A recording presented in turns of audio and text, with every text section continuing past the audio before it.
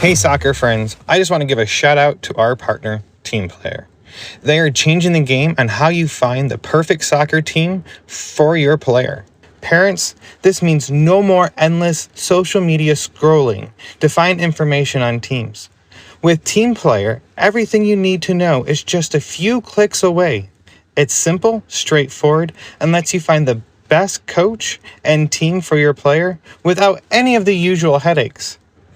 And coaches, we all know how tough it can be to get your team noticed, but when you subscribe to one of Team Player's team plans, you instantly get access to set up an online team profile that allows you to reach more potential players and showcase what your team is all about.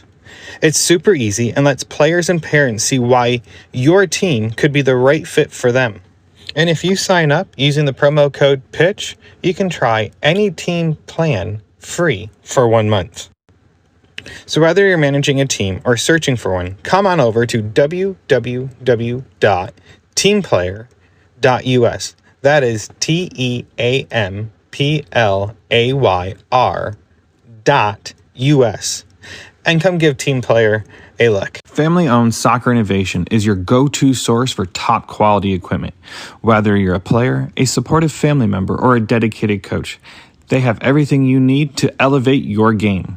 For players, their innovative equipment are designed to boost your skills and performance on the pitch.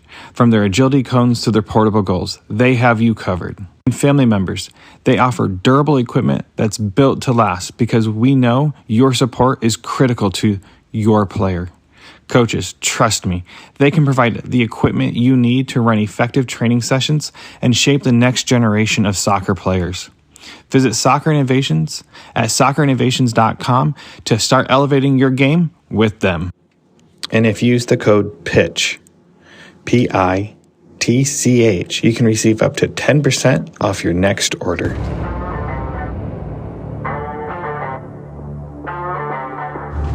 Hello and welcome back to Chat by the Pitch. This is Ian Babcock, your host. This week I have Gregg Gillies, aka the Soccer Specialist. If you don't know who he is, check out Impact Soccer Performance and Training, and you'll find his Facebook group. It is a great Facebook group, lots of information. And if you're looking for more information, you can go to his podcast, and he has been doing that for quite some time now.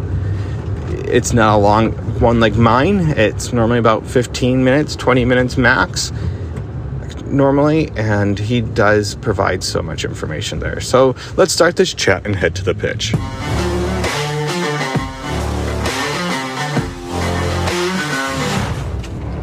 I am Gregg Gillies, aka the Soccer Specialist. I've been a long-time coach and trainer. I've been involved in athletic training, strength and performance training for a few decades. I've been a soccer coach specifically for, it was about 12 years now. I started with one team in particular. It was U8, I think. We went all the way through U19. Those girls are actually, finishing up their second sophomore year in college. And I've then got into training some other teams, training players individually, created some training programs for both speed and agility, ball skills, and things like that. Started my own podcast, I guess that's about it for now. We can just dig in. We don't need to hear me talk about myself forever. So let's start about the Soccer Specialist program, because that's where I found you. My wife put me on to your coattails to listening to and following back in 2020, 2021 timeframe. I guess it was 2021. And that time frame, and you have a whole regiment that you have set up that is if I remember right, 30-day program, and there's advanced courses through it, correct?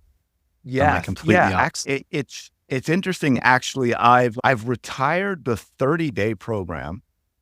It is still available for free to certain people, but there's a free one that's a 7-day program to give people an idea and a taste. And then I put together a much more detailed program there's now a 60-day program.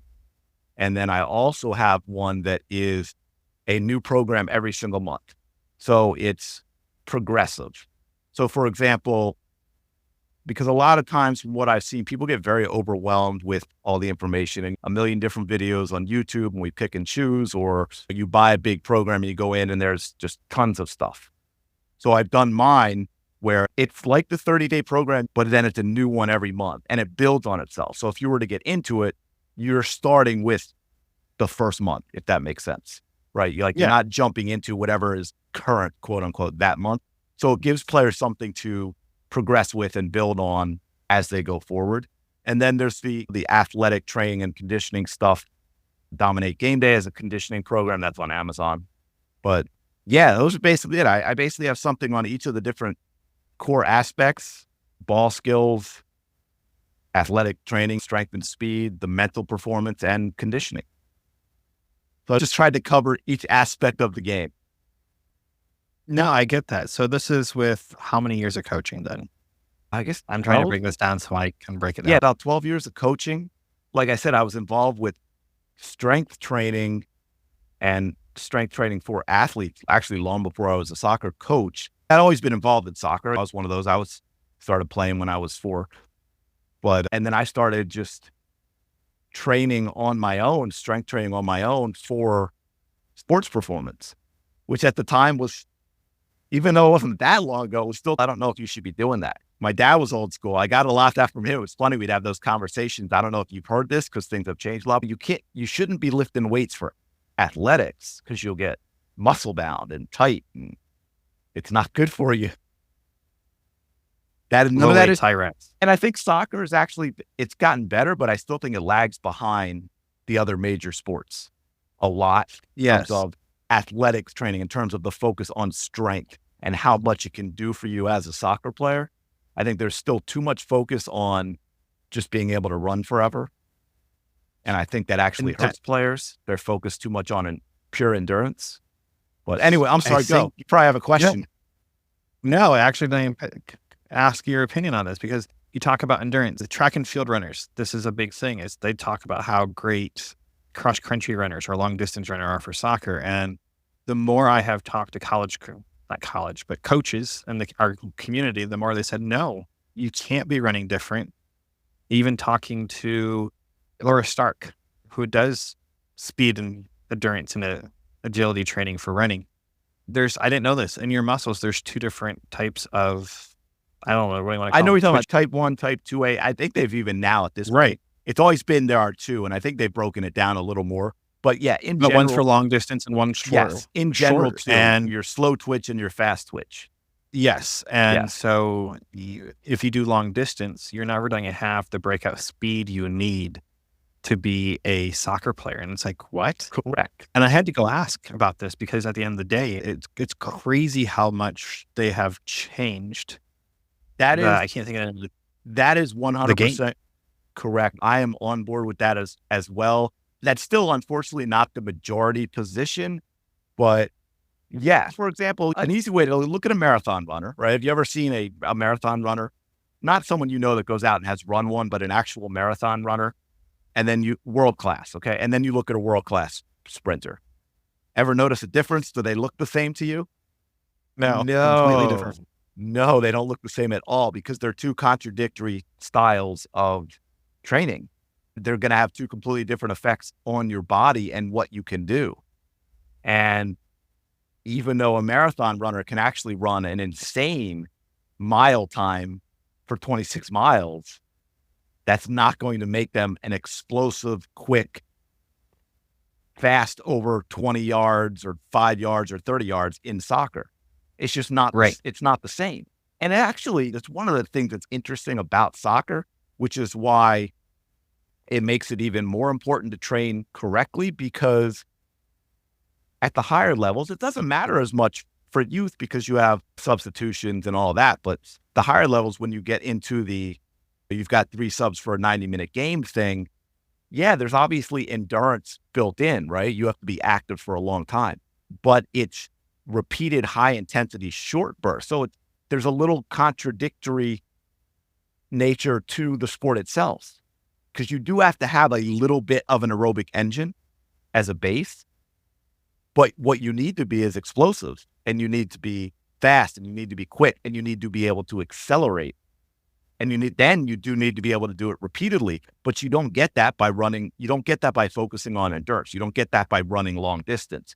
And at the youth level, and this is what makes it difficult. want to keep going with this because you mentioned like cross country, and you'll see, I'm sure you've seen it in Buford's group about a lot of people talk about, oh yeah, my kid's running track and it's been so great for soccer. And I'm like, no, it hasn't. You think it has. And it drives me crazy because sometimes I really want to get into it, but it would take me a long time to write the post. And then I'd have people arguing, but I'm like, it's something you added that isn't terrible. So you're going to probably see beneficial effects unless you get into like severe overtraining. But if you're going from doing nothing and then you're adding, say, some cross country where you're literally running, what's cross country, like 3.1 miles or something like that. Yes. Or so you're doing something that's still not, I wouldn't call that long distance. Yeah, you're probably going to get some beneficial effect. But my point is that doesn't mean it's the best thing. And I think an easier way for me to explain it, and I've talked to anybody who's familiar with lifting, if you get someone new who wants to add some muscle, you can give them almost any safe training program and they're going to add muscle. But you could give them a program that'll add muscle that's stuffing you through together, and you can give them a really well-designed muscle building program, and the results are going to be so much better. Does that make sense? Right. No, it does. It's, I think I always like I like short distance. I'm going to use short distance training. I always hear about these college coaches. Is it the Matthews test? It's the 2-mile run in under 14 minutes. Yeah, a lot of high schools use similar things. Local high school here did 1.5 miles in 12 minutes was their basic. Right. And I'm like, how does that equate to a soccer game? And then I started to learn about what they do in the English Premier League, which is a beep test. Yeah. Which is an endurance run. It's not a time. It is, you have to be able to do this test and meet this performance during this process. And it's a jog, it's a slow jog, and then it's a dead sprint, and it's a slow jog, then it's a dead sprint. And that is what soccer is. And here we're training our players. No, you have to be able to go run a 7-minute mile for 2 minutes, for two miles at 7 minutes. I'm like, how does that equate to soccer? Yeah, it doesn't. Just because you can run. And you bring up a good point when that goes back to what I said about, when I say I agree completely, and I'm agreeing with the people you were talking to. And I said, unfortunately, that's still not like the accepted opinion. That's not the majority, because a lot of them are doing what you just said. And I don't need a player that can run 1.5 miles in 12 minutes or 2 miles in 14 or what it is. I need a player who can go out there and can accelerate incredibly quickly to top speed. You can't actually get the top speed in 10 yards, but you know what I mean, to as fast as they can be in 10 yards, and then change direction, and then jog 30 yards, and then change direction explosively to sprint 20 yards. You know what I mean? It's a very different thing. And so, yeah. Now, it's funny, real quick, going back, I remember when I was playing in high school at the coach we had, the very first thing we did at the very first practice was run 5 miles. And you say, and it's funny though, because on the one hand, you think, well, that's just dumb for soccer. On the other hand, I went to a really big school, and you know what happened? On day 2, the coach had a lot more easier decisions to make, because half the kids who were there on day 1 weren't there on day 2. Because they didn't like that 5-mile run. And I get that. I think that part of it too is what I'm saying is there's also some things I think are done in that we want to see what players did in the off season. Did they work on things they needed to work on? Are they committed? Are they coming to us already prepared? Because it's not our job to get them in shape once the season is starting. They need to come to us in shape. It's not the same at youth levels, but when you get to high school and college, it very much is. Like, you're not using the preseason to get in shape. You should already be in shape, right? And that's the thing, they learn that by having those tests. Like the college players, they know those tests are coming, so they know they can't spend the summer hanging out at the beach. They can't spend the summer sitting. Yeah, and I think that's where what I really enjoyed when I started following you is like that has been your process of keeping kids active and helping families find a method to keep their players in shape, or game shape, I'll call it, fitness to be able to go play to the next level that they want. It is not, how do I describe it? It's not crazy science. It is very basic. I shouldn't call it basic, but it's very well designed, programmed to, I know what you mean. And like I you think said, that, it builds upon it. yes. And I take that as a compliment because I think a lot of people are trying to make things so complex. When you're giving somebody something to do, whether it's sports or they just have an adult that wants to lose some weight and get in shape, and you're giving them something that's like ridiculously complex and difficult to follow and has these wacky exercises, to me, you're doing that for you. That's your ego so that they can see how incredibly smart you are, as opposed to giving them something that works that they can look at and go, this is pretty easy for me to follow. I can do this. That's what you should be doing. Now, some things are going to be more complex. Obviously, that's just part of it. But in general, when you're giving something to someone else, you should be boiling it down to its simplest thing so that it's understandable and it makes sense to them and they can follow it. But if you do it that way, it makes it more enjoyable. Like the person will want to continue doing That's it. And then as you're another building point. upon it, I had a personal trainer in Arizona when we lived there, and he had me doing, I didn't want to build mass. Like I liked running. I liked having Right. a slimmer figure. I didn't care about having a bicep that was such and such size. All I cared about was staying healthy. And at the time I was training for a marathon, and I go, I want to be in good shape, but I also need to build muscle mass, muscle strength along the way. And so as we went through the process, did everything on the floor. Everything was body weight, very little weight. If I was lifting weights, if I was doing something with weight, I was on a Busu ball. If I was standing, Okay. and that's what we built into. Sorry. That's what I built into, was slowly building to the point where I was doing things on a Busu ball. I have really weak ankles, and I'm very conscious of it. And he wanted to strengthen my ankles. So everything, if I was lifting even 10-pound weights, I was standing on a Busu ball with one foot on it, doing curls or whatever it may have been. And as time progressed, he moved me onto the big size exercise balls. Okay. To do different things on them. Right. Beyond that, but we had to first build the foundation. I think when it comes to fitness or anything with soccer related, development wise, it has to start with the basics of what's going on. And we tend to jump to the next level. And I think we do that too often and not, I lost my train of thought. I'm sorry. Let me see. You get where I'm going with this? Yeah, I think I know where you're going with this in terms of the physical aspect of playing, but also the training. I'll give you two examples. First, in the training, the strength training and this and that. And I think social media is a big part of the problem. Is you'll see a lot of people in, say, the industry that I guess you would say, like myself, that they put a lot of really complicated and fancy looking exercises on their Instagram and everything because it looks cool and it draws eyeballs.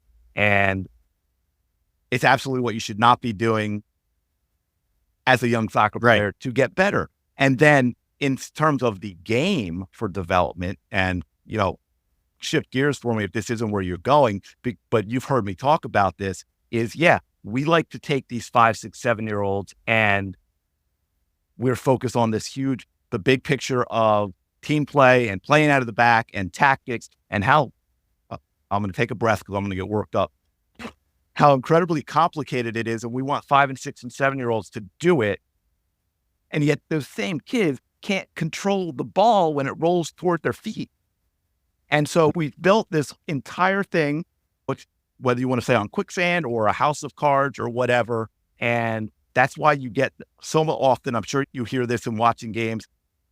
Good idea. That was a good idea. Nice idea. But yeah, it's only always a nice idea because we can't actually do it because we haven't given the kids the technical foundation to be able to do what we want them to do.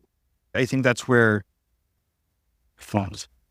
there's not enough programs out there. You can be the most technically sound player out there, but the soccer IQ is not there. That's also true. I have to rephrase this because it's not the IQ that I was going after. If the foundation, the technical foundation is not there. The soccer IQ will not matter at the end of the day. And this is something I have that's watching. a better way of put 100%. 100%. Because watching I'm watching 2013 players play. A player will go do a moving the ball forward, and all of a sudden they see the moment to switch the ball. But it has to go through one pass first.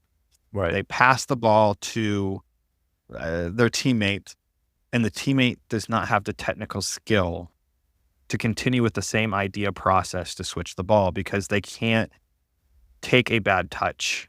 And they may have. And I'm sorry, I got ahead, but I'll say that, and that teammate may very well know what the correct play is, right? But it doesn't happen because, like you said, they don't have the technical ability. So yeah, they may have the soccer IQ, but you know what? You may never even know they have the soccer IQ because they can't execute it.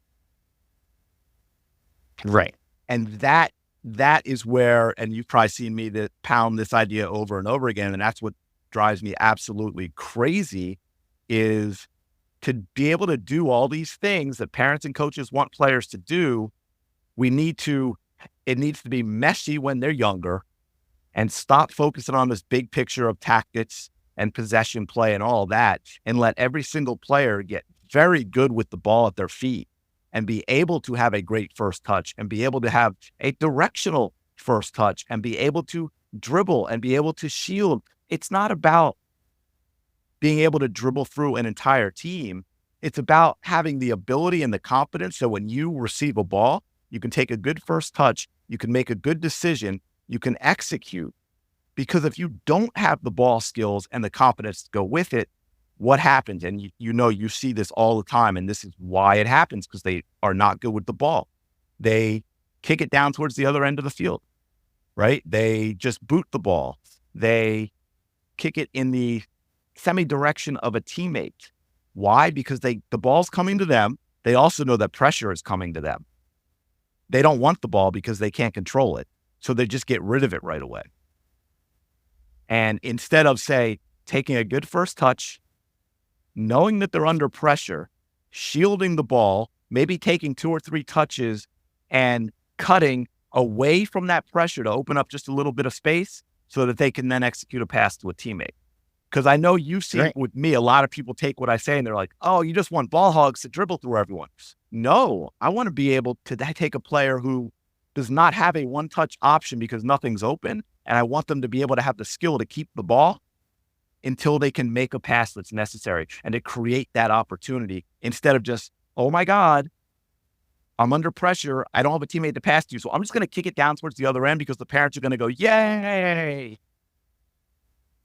I think there's a club here, and I won't say the club's name, but they very much focus on the individual skill work. And let me tell you, their players are some of the best players at a young age with the ball. Yeah. By hands down. Yeah. And I will mention one after you. Yeah, go ahead. Sorry. No, you're good. And this is the thing, but they've never been taught the IQ side. And I think there is natural IQ. And if you don't have the natural IQ for soccer, you're doing a struggle because you can only teach so much at any age, and it doesn't matter. And I'm a firm believer in you can always teach the technical side. You can always teach the technical side, but you can't always teach the IQ. And I was told that from a lot of coaches that I've been talking to, I want a very high IQ player. I can teach them to do whatever I want from that point on.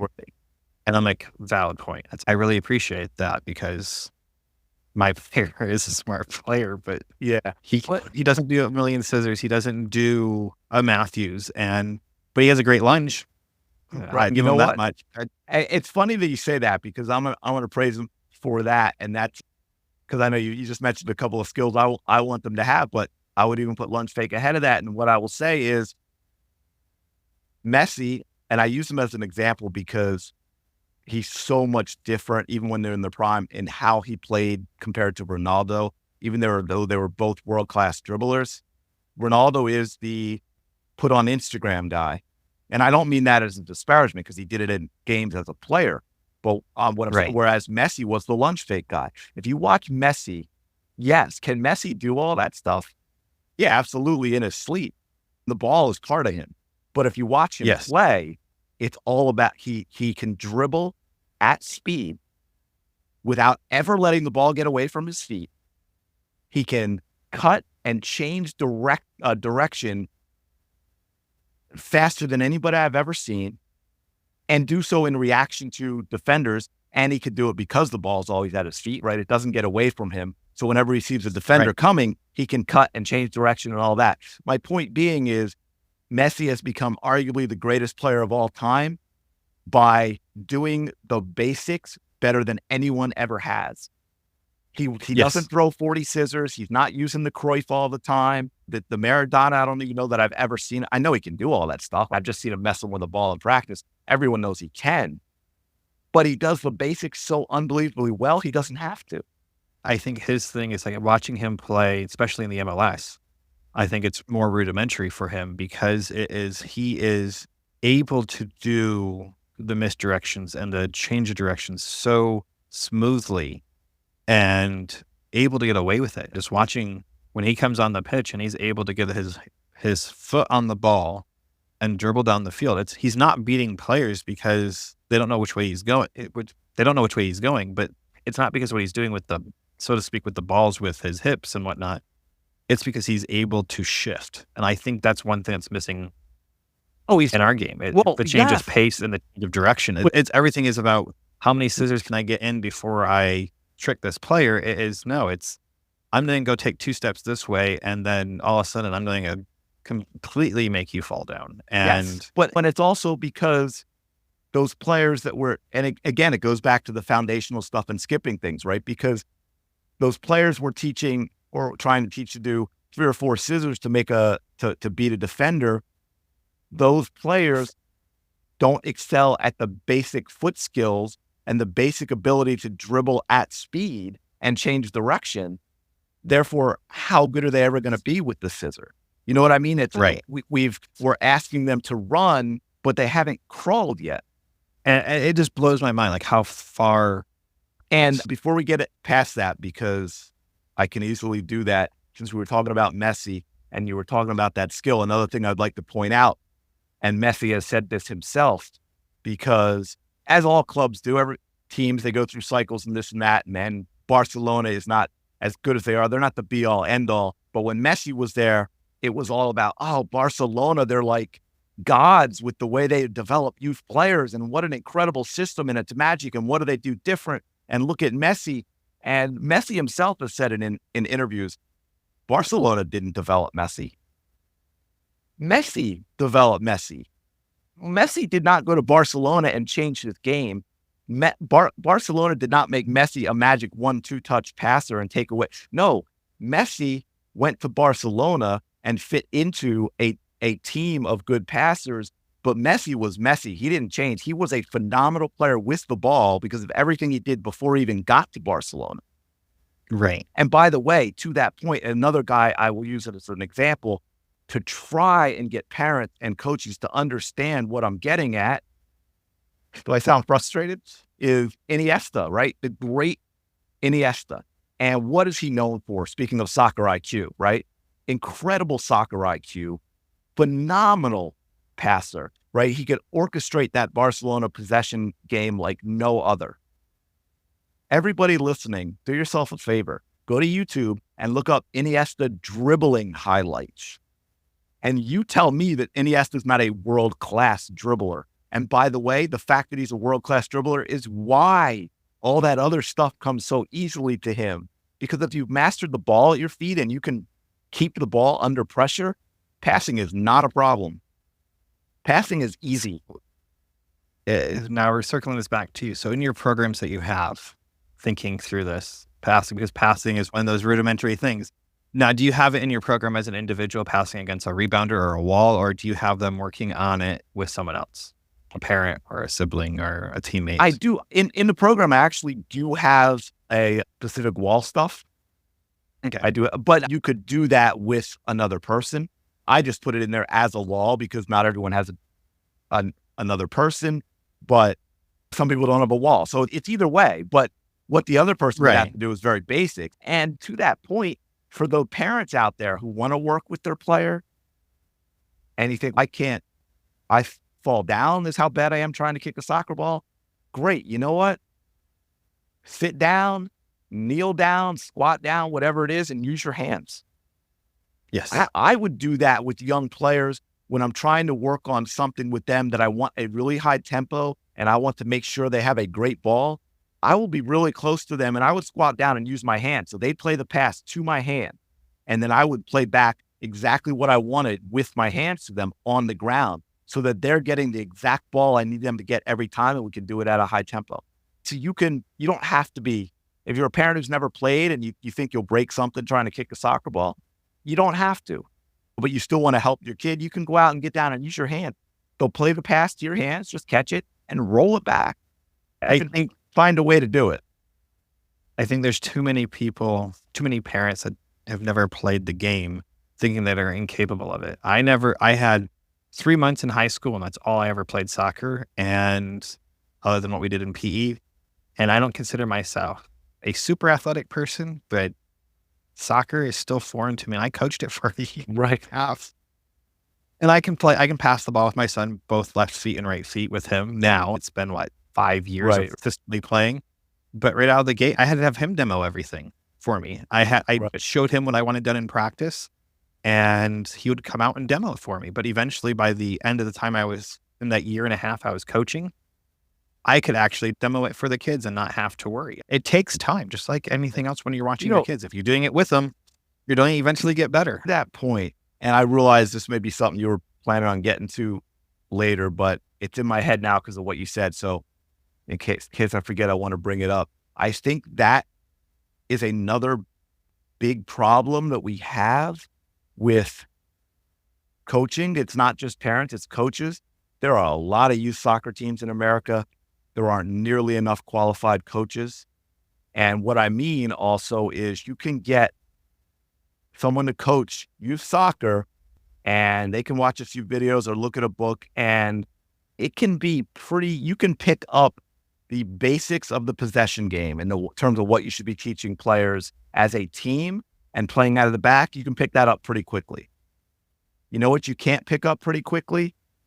Being a technical development coach and making sure they're doing all the little things, like exactly where the plant foot should be and exactly when they should be striking the ball and exactly which part of the foot they should be striking with and making sure that they're locking their ankle and understanding what they should be doing when they're speed dribbling so that they can dribble with every single step and still do so at a high speed, and then how they need to cut the ball in order to change direction. Most youth coaches ignore everything I just told you, and they just hope that sort of happens because the kids are out practicing, running around with the ball, learning all the team stuff, and we hope the technical stuff just happens. Because even if you take young kids and you're doing a basic passing drill, even if it's two players knocking it back and forth, if you have been involved enough and watched enough practices, how often do you actually see a coach specifically work with a player to correct what they're doing technically from a detailed standpoint? Not just, oh, don't use your toe, but actually working with them to, like, for example, maybe you realize, and this takes experience and time, maybe you realize, hey, the reason this player is passing a ball that is weak and it doesn't have enough pace and it comes up a little in the air sometimes is because they're striking it too high up toward their toe. So the ball is rolling off the side of their foot over the front of their foot and they need to be using a different part of their foot. Or maybe it's soft because their ankle is not locked. And you have to explain to an 8-year-old, this is how you lock your ankle. And like for me, for any of you coaching who don't necessarily know, make a fist, right? If you don't lock your fist, squeeze hard and lock your fist, right? You can feel that difference as opposed to just close your wrist, close your hand and your wrist is loose. If you close your hand and your wrist is loose and now you punch somebody, what's going to happen? You're going to break your fist. But if you squeeze and you lock that wrist and now it's like a hammer. And so I would demonstrate that to the player by having them close their fist, move it up and down, show them it's loose and say, now squeeze and lock that. And then I would do that with their foot. I'd have them lift their foot up and I'd take their toe and I'd move their foot up and down. Say, feel that? I said, now stop me from doing that. Now they're locking their ankle. But if you just tell them lock your ankle, they don't know what that means, that they don't know how it feels. And you don't see coaches do any of this stuff. Sorry, I No, went you on for don't. a while. No, you're right. I'm trying to think. I'm sitting here thinking about this as a parent, and it was maybe after U7 because Atlanta has played up. I think U7 was the last time. So for 3 years, he hasn't had that conversation with a team coach. I should rephrase that. He has had it with one team coach. I can say that much, maybe two. And he's had probably 4 coaches since then. 5 coaches total in that time frame. Team coaches. I'm trying to think of all the coaches he's had. And I can probably name the 2 coaches right now that has told him how he's kicking the ball wrong or passing the ball wrong. With what you're just talking about. He never got that information until we went to a private coach. Yeah. And They actually broke it down to him in detail. that's why I know a lot of people scream and make fun of parents who want to hire private coaches for their 8 or 9-year-old, which I get to a degree, but also if their person is good, nowadays you need that because you're not getting that from your coaches in the system. Another thing, and I'll tell you, this is really common in what I see, so I know it's not being taught. And I shouldn't say, look, there are a lot of good coaches out there, but when you look at the number of coaches needed, it's not a lot. All right. All coaches aren't like this, and a lot of them, it's not their fault, right? They're parents who may not know the game and they're volunteering because otherwise there isn't a team. So I applaud that completely. And those are not people that should be screamed at because no one else is getting their butt out to do it. But the example I was getting to that I see that's really common, but it's not being taught or emphasized enough is so often I see ball striking. Because I even have parents that'll ask me about that and be like, can I send you a video of my kid striking the ball because they don't hit it with power and this and that, which some of the things I told you just now are part of the reasons for that. But the most common one I see is the plant foot's in the wrong place.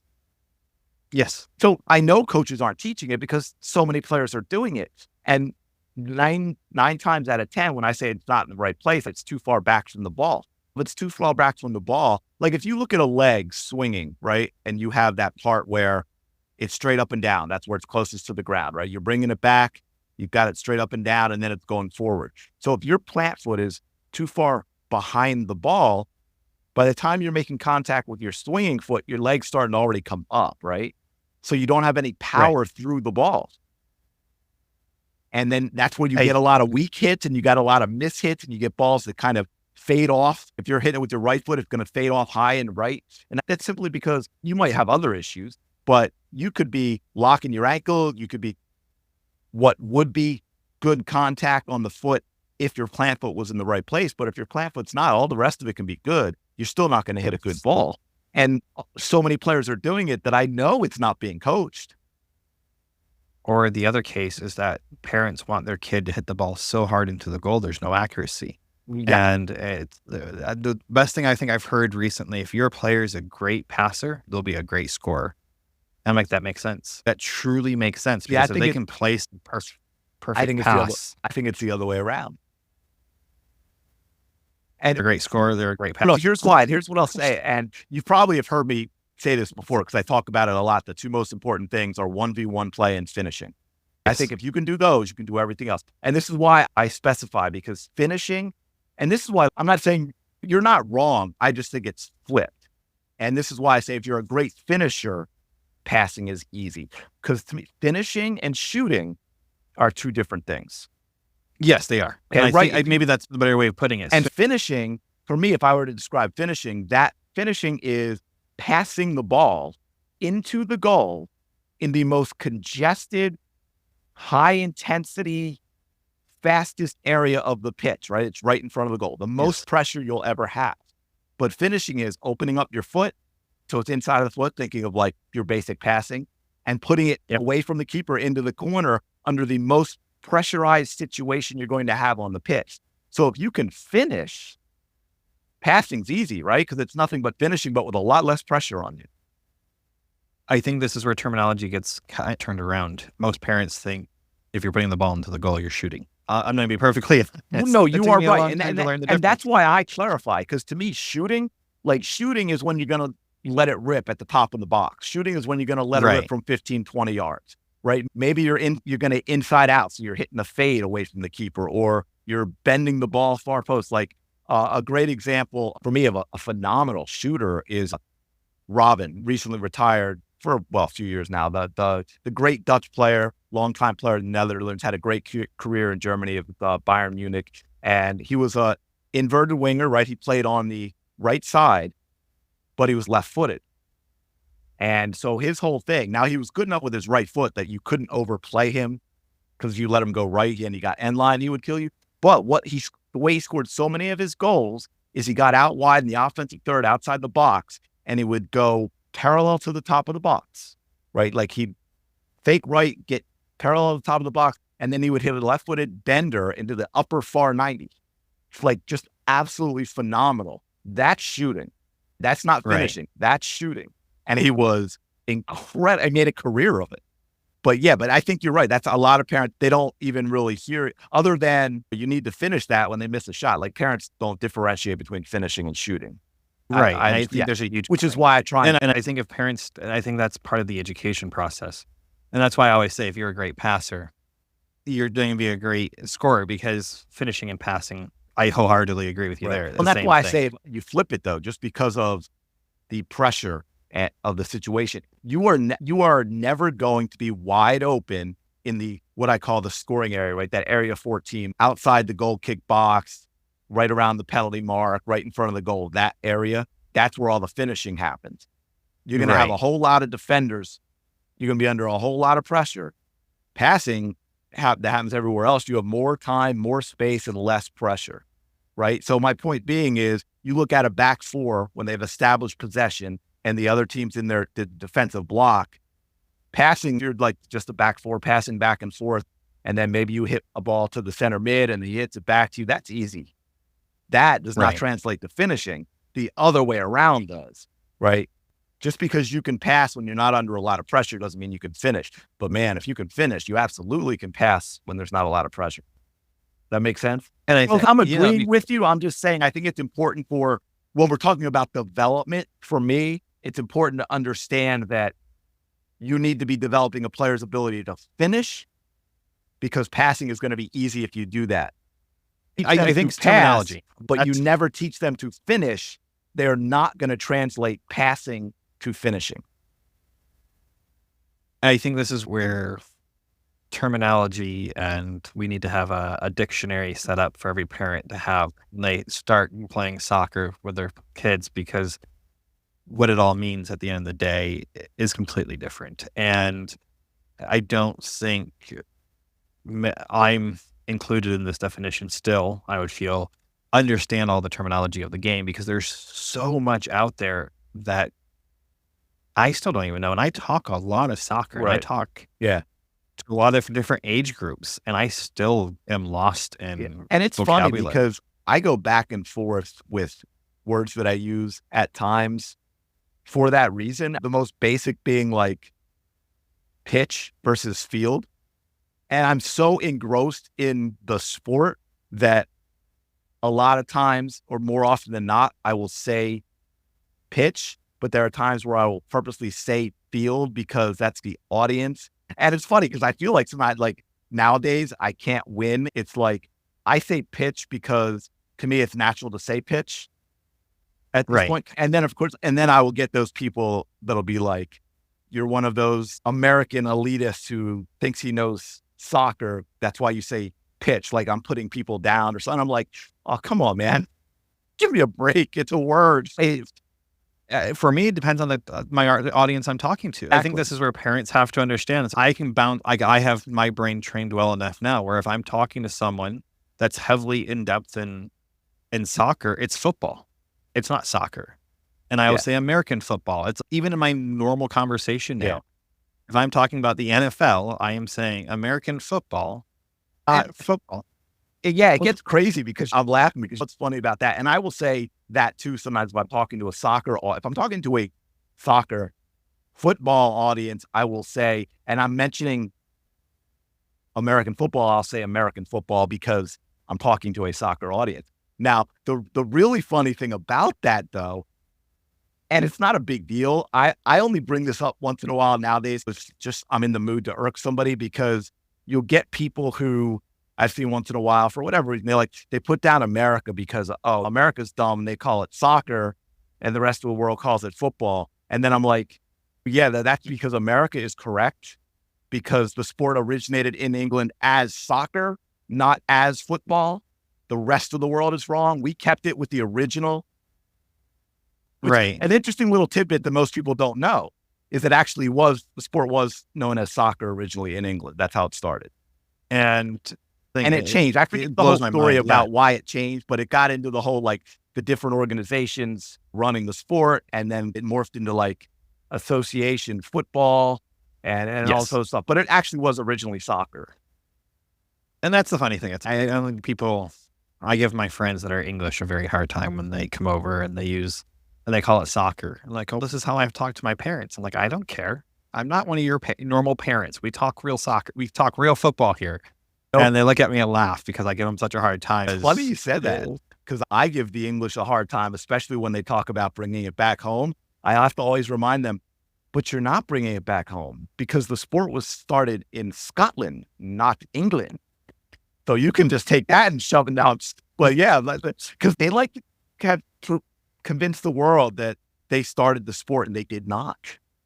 The Scottish did. Sorry, you're not bringing it home ever. And that was the funny thing for me. It was, I just loved the whole world of soccer and listening to the history of it and the origins, the stories of it. And as you talk to these parents, like, why? It's the kids need to stop using their hands for activities, and their parents wanted to use their feet. I'll leave it at that. And like, go do your own research on it. And it's funny because when you start looking at other sports that have been created, you have rugby, you have American football. They're all versions of soccer. Yes. Or have roots in soccer. I find it very fascinating with it. And it just blows my mind that most families don't know that. And maybe because that's probably condescending to say they don't know that. But I guess I'm a nerd deep down in heart, and I want to understand everything. And that's my downfall. It's if I don't understand something, and this is why I really don't like Sir Alex Ferguson, because he made a comment in an interview. So they're giving him praise for how much he knows about the game. And I've said this a lot lately, is he said he only knew 1% of the game. And it made me feel so small. And I'm like, if he only knows 1%, I was always saying I only knew 1%. If he's saying he only knows 1% of the game, I know 1/100th of the game. Yeah, I think he meant it. I don't think he meant it like in an arrogant way. No, I thought he took it as saying there's so much more to this game than people realize. Exactly. Yeah. There's more to it than just what's on the pitch. There's thinking, there's everything else going on in the background. And I don't think people realize that as a parent or a fan of the game. There's so much to this. Yes. I'm going to bring this I'm going to ask mine. I'm going to have to pull it up because I'm going to butcher it, because this is what I have been thinking very heavily about. And it's been on my mind as a parent more, and I want to hear your opinion on it. I just have to find how I wrote it, because I had to write it out because I am not always the best person at wording things. And so I believe there's 4 types of egos in the game in any sports, youth sports. I'm angling this more towards soccer because that's what we're here for. And there is player-centric ego by the coach. There's coach-centric ego. Then on the flip side of this, I've always thought about this as a coaching issue, but I also think there's a parent issue. There is player-centric ego by parent, and then there's parent-centric ego. And I'm going to break each one of these down because I think it's very important. Anything dealing with the player-centric is going to be the identical for the parents and the coach. Is more concerned about the player's development than anything else. It's all about how they're going to develop to be a better them, and not about how they put something on social media or bragging rights when it's player-centric. When it's a coach-centric or parent-centric, it's all about their bragging rights and who they are. I think Juan Martinez here calls parents that are parent-centric egos Gucci parents. It's look at my Gucci purse that I can put on social media, look at what I'm wearing and what I'm doing. And then you look at the other side of that when it's the coach, it's look at my wins, look at what I'm doing. And when it's truly a player-centric by a coach for the player, the only way their ego gets stroked, so to speak, is when they send a player off into the world and that player gives them recognition for who developed them. that's when they know, or I helped that player do that, Right. or that player was taught this by this coach. My son's asked multiple times, why does he do it this way? And he'll give the coach that taught him whatever it is they asked credit for teaching him that. And that brings certain coaches much more pride. And I think a lot of coaches have a little bit of both. But if we can find more coaches that are player-centric egos than coach-centric egos, I think our development, this whole issue, you talked about it in one of your episodes with the U.S. national team, problem is that they're celebrating a tie. And I think it was Carly Lloyd who went off. Yeah. Well, you talked about in one of your episodes, went off the rail because Yeah. I was mad about that she was getting so much and respect. and I don't think people understand a tie is a loss at the end of the day. Yes, especially It doesn't matter. when you're talking about the 2-time defending World Cup champions that have been number one for decades, and you're in the World Cup and you just tied a team that you should beat with one leg tied behind your back, and you're acting like you just won the whole tournament. Like when I saw that, I knew they lost. I knew that was like they were done. They were not. There was no way they didn't have the mental fortitude to go through the battle to win another World Cup. Right. Yeah, I remember doing that one because I was so mad that Carly Lloyd was getting so much criticism for that when she was 100%. And I think what the problem is, we've had 30 plus years of dominance in the world of soccer, and everyone's catching up. And it comes back to the development process here. And this was the conversation I'm very fortunate I get to have with a lot of coaches is give me a player on the U.S. men's national team that actually has the soccer IQ and the technical skills to go with their IQ. And I could only name one. And that was really bad, I felt. Okay, but in the context of what?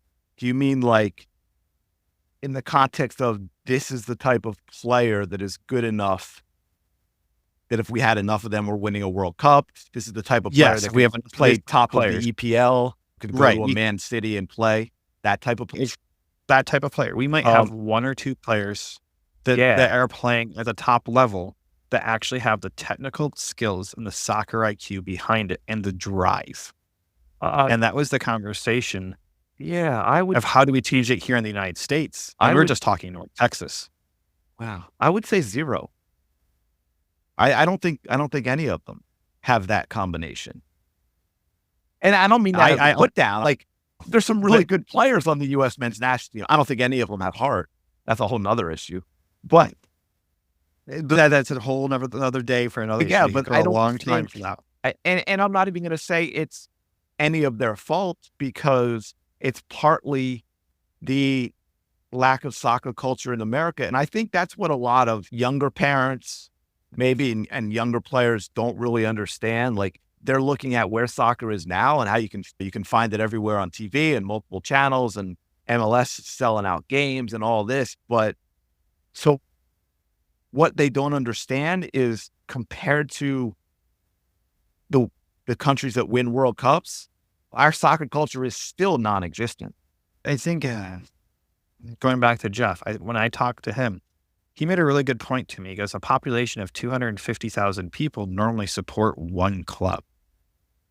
Right. When you look at the city of London and how many professional soccer teams do they have in the city of London alone? It's 19, I think. 17, 19, something like that. Yeah. And you're talking a city that's smaller than the DFW Metroplex. Yes. A great example, and I use it just because people are going to recognize the name, is Wrexham FC, right? Yes. Wrexham plays in they just got promoted. But when people knew who they were and they started the show, they were playing in the, fifth or sixth?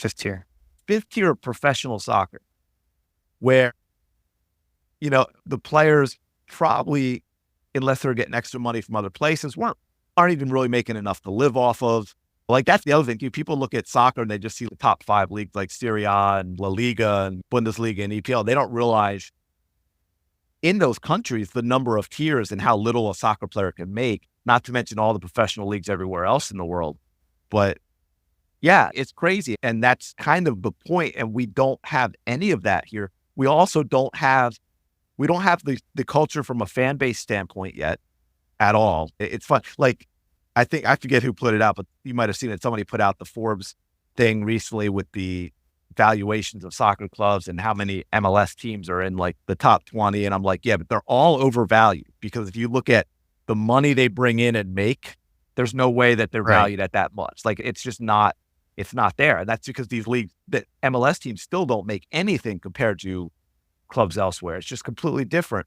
And to that point, I want to just shift it to what that means player development wise, and not even the whole like pay to play and why we can't have a European system because of the culture.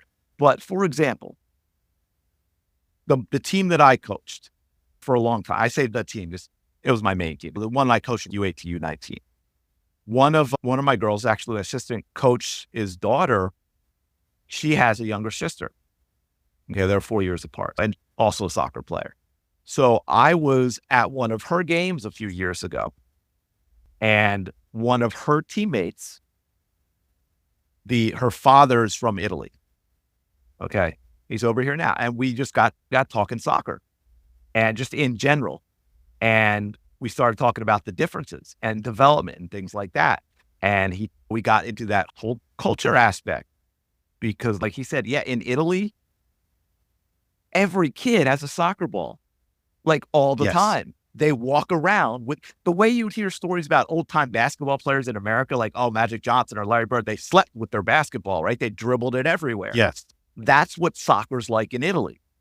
It's non-existent here. And it drives me crazy, because you'll always get, if you put it on social media, you always get the one or two parents like, oh, we have pickup games here all the time. Okay, that's great, but that's 0.00001% of America. We don't have a pickup soccer culture in America.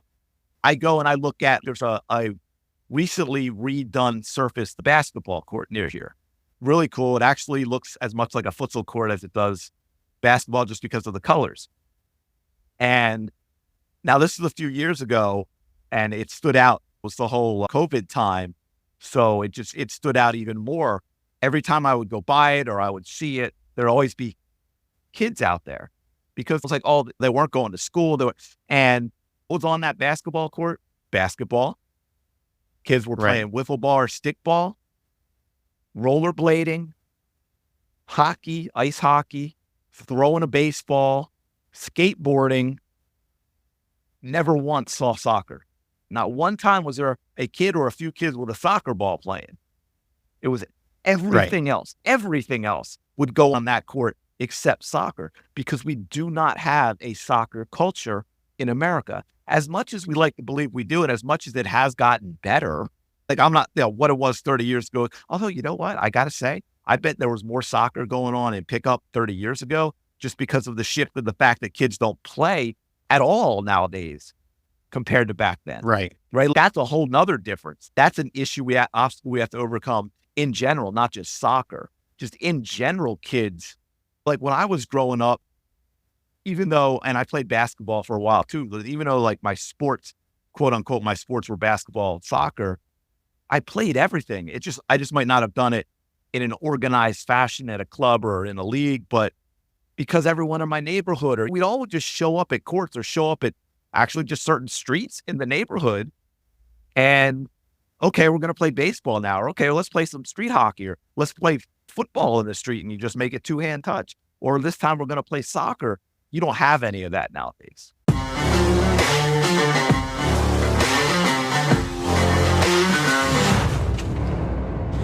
Hey everyone, I hope you all have enjoyed this week's episode of Chat by the Pitch. Coach Greg and I had a lot of fun doing this. We still talk every now and then, back and forth. It was a great conversation. I felt like I was talking to a close friend. And stay tuned to next week's episode, because we have a lot more to unpack. Hey everyone, if you guys have enjoyed this podcast, have enjoyed what I've been trying to do, the messages that I'm putting out there, please give me some ratings, some stars on all the podcast sites that you listen to this on. Give me a review, share this, share with others. The more I can make this grow, the more I can continue doing this. I'm really trying to make a difference in our soccer community. So I hope you guys have enjoyed all this. And until next time, I'll see you at the pitch.